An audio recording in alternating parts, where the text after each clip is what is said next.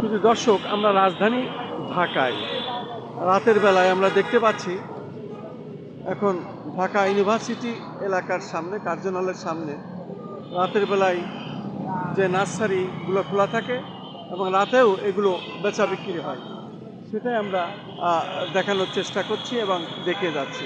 আমরা রাতের ঢাকাটা দেখিয়ে যাচ্ছি।